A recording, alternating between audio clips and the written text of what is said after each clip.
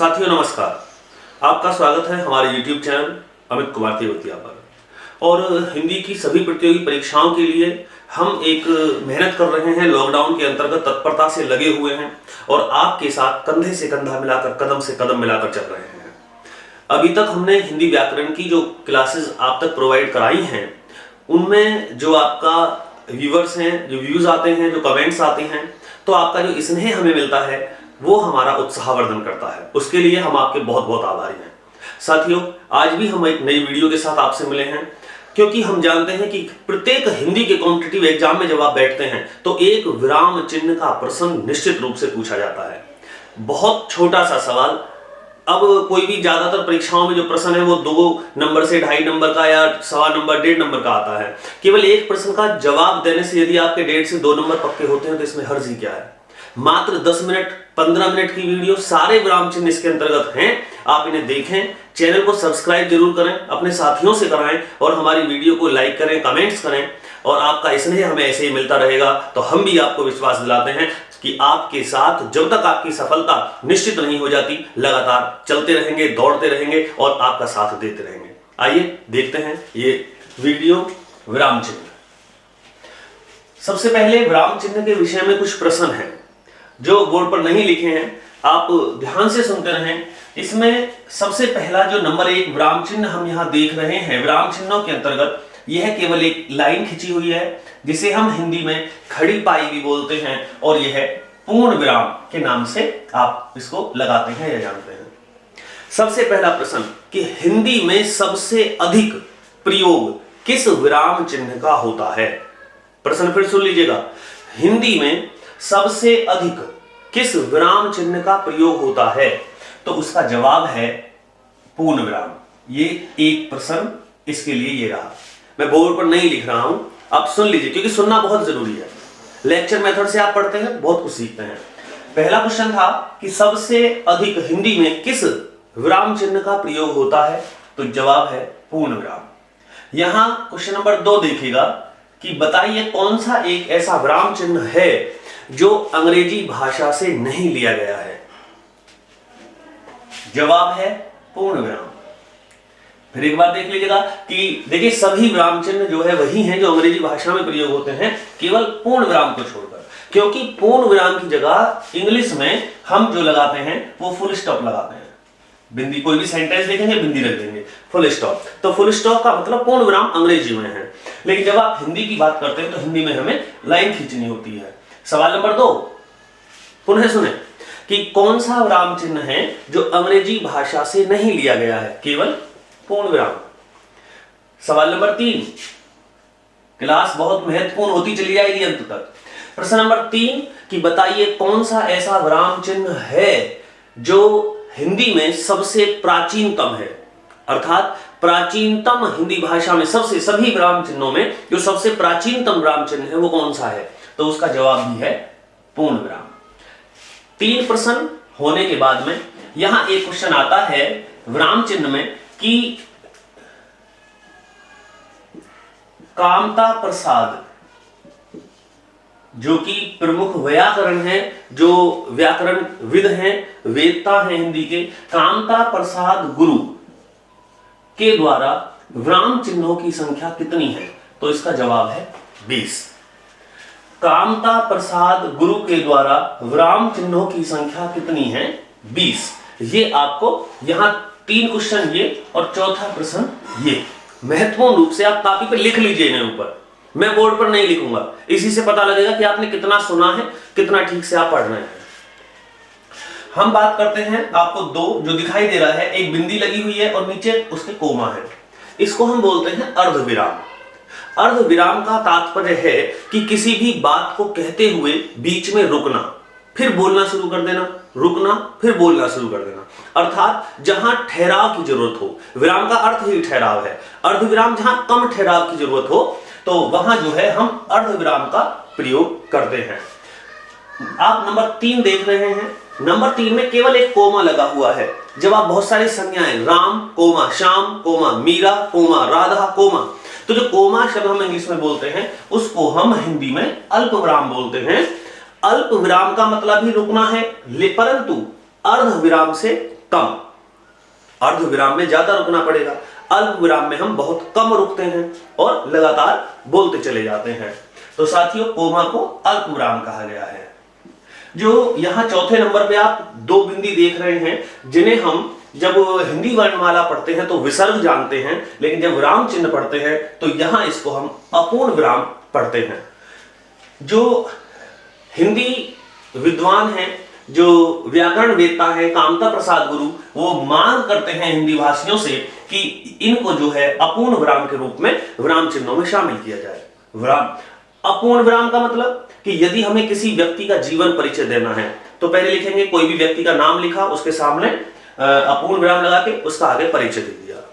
कोई अपना तारीख लिखनी है, किसी की जन्म तिथि है, किसी की पुण्यतिथि है, तो उसको भी हम अपूर्ण विराम के साथ लिखते हैं।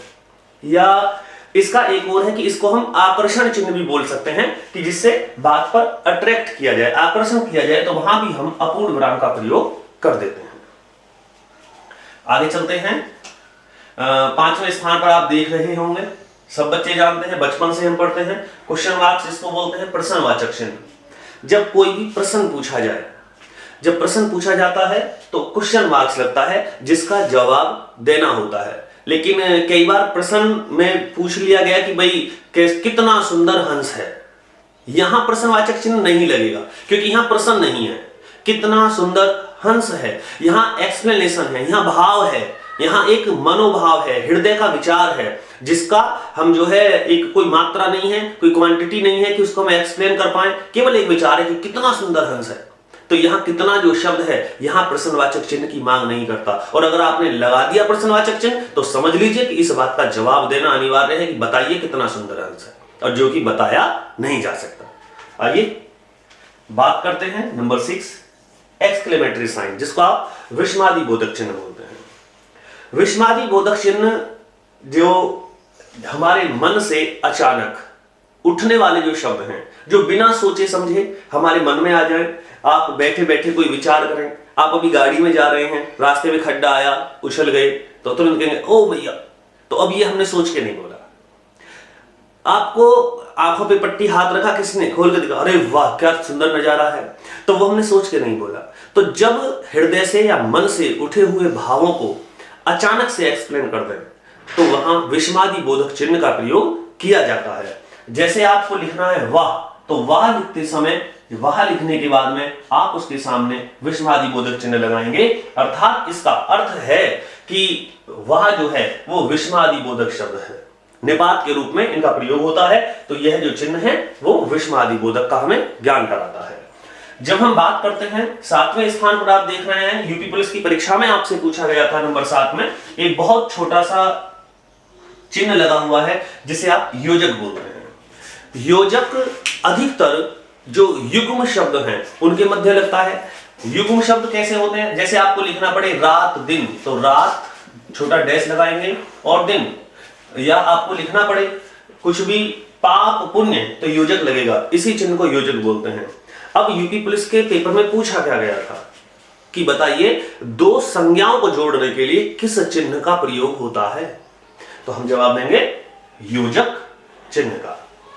इसके बाद हम पढ़ेंगे निर्देशक। निर्देशक चिन्ह जो है तो योजक की तरह, परंतु उससे थोड़ा सा बड़ा है। जैसे जब कोई नाटक लिखा जाता है, कोई संवाद लिखा जाता है, तो वहां निर्देशक का चिन्ह लगाया जाता है। क्योंकि जैसे अभी लिखा हमने, कहीं भी हम लिख सकते हैं राम, और राम के सामने हमें लगाया निर्देशक, मैं खेल रहा हूं, अर्थात राम कह रहा है या राम का संवाद है मैं खेल रहा हूं, तो यहां संवाद के अंदर जो है हम निर्देशक का प्रयोग करते हैं। 9 पर आप देख रहे हैं कोष्ठक, ये इसको छोटा कोष्ठक बोलते हैं, ये बड़ा कोष्ठक है, और गणित में मझला कोष्ठक भी होता है। तो ये जो ब्रैकेट लगे हुए हैं ये सब जानते हैं, यह किसी चीज को दर्शाने के लिए, किसी चीज के अर्थ को ब्रैकेट में लिखने के लिए होता है। जैसे कि मैं लिख सकता हूं, आप किसी ने लिख दिया सामर्थ्य, और सामर्थ्य का अर्थ समझ में नहीं आया तो हम ब्रैकेट में लिख देंगे शक्ति, अर्थात इसका अर्थ हुआ कि सामर्थ्य का जो अर्थ है वो शक्ति समझा जाए। तो यहां इस प्रकार से ब्रैकेट का प्रयोग हो जाता है।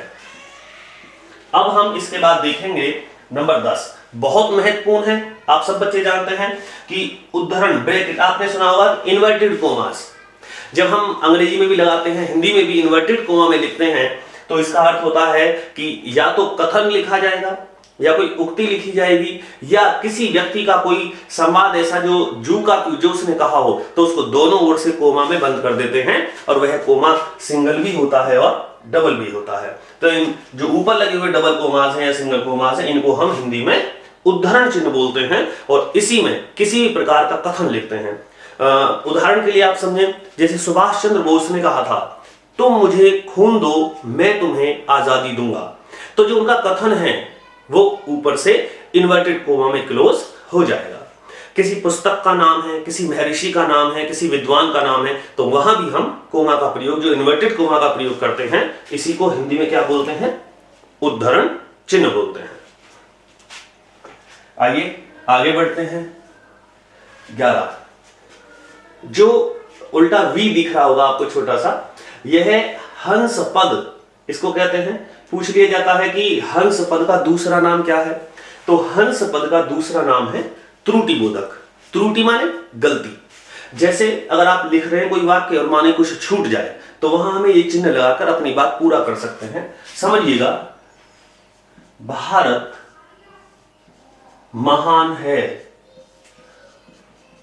अब हम अगर यहां लिख दें देश, तो इसका अर्थ हुआ भारत देश महान है। हमारे लिखते समय यह देश छूट गया था या गलती हो गई थी, इसलिए हम इसको ऐसे लिख सकते हैं। इसका अर्थ हुआ हंस पद या त्रुटि बोधक चिन्ह, कि यहां गलती है, यहां यह पढ़ा जाए। आगे देखेंगे, 12 पे रेखांकन, अर्थात किसी भी बात को कहने के लिए उसके नीचे लाइन खींच देना। और यह कब खींचा जाता है? जब महत्वपूर्ण कोई हम चीज लिखते हैं, जब कोई महत्वपूर्ण शब्द आएगा तो उसके नीचे हम लाइन खींच देते हैं, केवल ये देखने के लिए ताकि वो हमारे दिमाग में पुनः जल्दी से पेज पर हमें ढूंढना ना पड़े और रेखांकन पर हम चले जाएं। जो महत्वपूर्ण शब्दों को अंडरलाइन कर देते हैं, या कोई भी बात कही जाती है तो अध्यापक भी कक्षा में कह देते हैं कि इस बात को अंडरलाइन कर लीजिए साहब। तो अंडरलाइन का अर्थ हुआ कि यह बात महत्वपूर्ण है। अगर दोबारा ढूंढनी पड़े तो आपको पूरा पेज नहीं पढ़ना पड़ेगा, आप जानते हैं, आपने इसको रेखांकित किया हुआ है। 13, छोटी सी जीरो बनी हुई है, इसको हम लाघव चिन्ह बोलते हैं। और लाघव चिन्ह का मतलब है संक्षेप में कुछ भी लिखना। जैसे हम लिखते हैं बीए। अब बीए का क्या अर्थ है? Bachelor of arts. यहां बीए को हम बैचलर ऑफ आर्ट ना लिख के पूरा बी के सामने हमने छोटी छोटी दोनों बिंदियां रखी हुई हैं, और यही लाघव चिन्ह है, अर्थात किसी भी बड़े शब्द का संक्षेपण में कर देना। तो इस प्रकार से, जैसे आपने देखा होगा ये उत्तर प्रदेश पुलिस, तो यूपी पुलिस, तो ये आपको जीरो लगी मिलेंगी। यह किसी भी चीज के संक्षेपण को दर्शाता है कि यह एक विस्तृत रूप का संक्षेप है, इसीलिए इसको हम लाघव चिन्ह बोलते हैं। नंबर 14, ये यहां डैश डैश लोप चिन्ह। लोप चिन्ह का अर्थ है कि किसी भी बात का सारांश लिखते समय, या कोई बहुत बड़ा एक पैराग्राफ है जिसके कुछ शब्द बीच में से छोड़ दिए गए हैं, या किसी भी बात का बीच का मुख्य अंश छोड़ दिया गया है, तो केवल थोड़ा सा शुरू में लिखेंगे डैश डैश करके, कुछ लास्ट में लिखेंगे। इसका अर्थ जो लोप चिन्ह है, इसका मतलब है कि उसको छुपा दिया गया है। दूसरा, आपको ये बता दें कि युवा विकास अधिकारी जो यूपी अधीनस्थ सेवा चयन आयोग द्वारा परीक्षा ली गई थी, उसमें लोप चिन्ह ऐसे बना करके दिए गए थे। ये बताइए इनका अर्थ क्या है? तो उन्होंने छोटे छोटे ऐसे कट लगा दिए, तो यह भी लोप चिन्ह का उदाहरण है। आप देखते भी होंगे कि जब हमारे कोई किसी भी बैंक अकाउंट का मैसेज हमारे फोन में आता है, तो उसमें केवल अंतिम 2 3 4 डिजिट होती हैं, और उससे पहले ऐसे XXX बना होता है। तो इसका मतलब है कि जो शुरू का पूरा अकाउंट नंबर है उसको लोप कर दिया गया है, छुपा दिया गया है। यहां नंबर 15 देखेंगे, जो इसको हम पुनरुक्ति चिन्ह में लगाते हैं। जब भी कोई चीज लिखते हैं और वो पुनः आ जाए, तो उसको दोबारा से नीचे नहीं लिखते हैं। जैसे कह दिया जाए कि भारत महान व्यक्तियों का देश है। और दोबारा से लिखना हो कि भारत महान मुनियों का देश है। मुनियों का देश है। हम यहां भी इस प्रकार से ही पुनरुक्ति चिन्ह लगा सकते हैं। इसका अर्थ क्या हुआ कि ऊपर लिखी हुई बात को ही नीचे दोहराया गया है। पुनरुक्ति हुई है। पुनरुक्ति का मतलब है दोहराना। तो उसको हम लिखने से बच गए, केवल हमने उसके नीचे पुनरुक्ति चिन्ह लगा दिया है। तो उसको पढ़ने वाला यही पढ़ेगा कि भारत महान मुनियों का देश है। आइए नंबर 16 देखते हैं। 16 नंबर पे दो बिंदी लगी हुई है, सामने एक छोटी लाइन है जिसको हम विवरण चिन्ह बोलते हैं। अर्थात अगर आपको लिखना है दिल्ली और दिल्ली के सामने आपने ऐसे निशान लगा के आगे लिखना शुरू किया, तो इसका मतलब सामने पूरी दिल्ली का विवरण लिखा गया है। दिल्ली की स्थापना कब हुई, दिल्ली राजधानी कब बनी, दिल्ली की विशेषताएं क्या है, दिल्ली के अंदर है क्या, तो ये सभी दिल्ली किस नदी के किनारे है, विवरण। विवरण का मतलब है कि विस्तार से उस चीज के विषय में आगे बताया गया है, विवरणात्मक चिन्ह बोलते हैं। साथियों नंबर 17 पे स्टार बना हुआ है जिसको हम टिप्पणी या पाद टिप्पणी भी बोलते हैं। इसका अर्थ है कि किसी भी जब आप कोई पेज पढ़ते हैं, कोई पृष्ठ पढ़ते हैं हिंदी का, तो जैसे अगर उन्होंने यहां स्टार लगाया है, स्टार लगाने पर नीचे होगा नोट और स्टार लिख के होगा कि अल्प विराम इस चीज को कहते हैं। अर्थात जहां स्टार लगा होगा तो पेज के बिल्कुल लास्ट में, पृष्ठ के बिल्कुल नीचे उनके विषयों में उनका एक्सप्लेनेशन होता है, उसको विस्तार से बताया जाता है कि इसके विषय में टिप्पणी दी गई है नीचे, उसको पढ़ें तो पता लग जाएगा, क्लैरिफाई दे देते हैं कि ये है क्या या कहां से दिया गया है। तो हम स्टार को टिप्पणी सूचक जो है चिन्ह बोलते हैं। इक्वल टू सब जानते हैं, 18वें नंबर पे लिखा हुआ है। इसका अर्थ है तुल्यता। तुल्यता का मतलब है कि बराबर दोनों ओर से। तो जब भी ये चिन्ह लगेगा तो तुल्यता को होता है। वैसे जो मैथमेटिक्स है, अर्थमेटिक के चिन्ह है वो आप जानते हैं, प्लस योग के लिए है, माइनस घटाव के लिए है, उनका यहाँ इतना लेना देना नहीं है। हिंदी विराम चिन्हों की संख्या जब कामता प्रसाद गुरु ने 20 मानी है तो आप उनको देखते चलिएगा, लेकिन ये भी हिंदी में माना गया है। वहीं 19 जो जिसको हम इंग्लिश में स्लैश बोलते हैं, यहां जो आएगा ये टेढ़ा तिर्यक रेखा बोलते हैं। तिर्यक रेखा अथवा या के रूप में कार्य करती है। जैसे कहेंगे दिल्ली या बनारस तो हम लिख सकते हैं दिल्ली या बनारस। इसका मतलब है दोनों में से एक। तो जो तिर्यक रेखा है वो यहां भी अथवा के रूप में कार्य करती है। नंबर 20 में आप देख रहे हैं 3 बिंदी हैं, गोली गोली सी बना देते हैं, या छोटे स्क्वायर बने होंगे, वर्ग बने होते हैं, या स्टार बना देते हैं एक से अधिक। किसी भी जिस पृष्ठ पर यह चिन्ह होंगे, चाहे कोई आप उपन्यास पढ़ रहे हैं, कोई कहानी की किताब ले लीजिए, तो प्रत्येक कहानी के बाद जहां कहानी का अंत होगा, जहां कहानी से अंतिम शिक्षा लिखी होगी, वहां उसके नीचे ऐसे चिन्ह आपको बने हुए लिखे मिलते हैं। आप रामचरितमानस देखेंगे, जो भी मासा प्रायण होता है, जिसका भी अंत जहां होगा पृष्ठ पे, वहां ऐसे चिन्ह लगे होंगे। आप श्रीमद् भगवद गीता देखिएगा, जहां अध्याय होगा वहां भी ऐसे चिन्ह होंगे। अर्थात यह वहां उस अध्याय के, उस मासा प्रायण के या उस पाठ के उस अंत को दर्शाते हैं कि अब यह यहाँ समाप्त होता है। साथियों हमारी क्लास भी यहाँ समाप्त होती है, इसलिए 20वां जो चिन्ह है वो समाप्ति सूचक है। आपको हमारी क्लास कैसी लगी? बहुत कम समय में पढ़ाने की कोशिश की गई है। सभी चिन्हों को ध्यान से देख लीजिए, इनकी जो बनावट है वो आपको आनी चाहिए, कि क्योंकि देते हैं कि निम्नलिखित में से कौन सा एक अपूर्ण विराम चिन्ह है, तो उसमें ये आपको ऑप्शन देंगे। अब आपको वहां ऑप्शन में पहचानना है कि इनमें कौन सा है। दीजिएगा अनुमति, लगातार आपके साथ बने रहेंगे। मैं अमित कुमार तिवारी आपसे लेता हूं विदा। जय हिंद, जय भारत।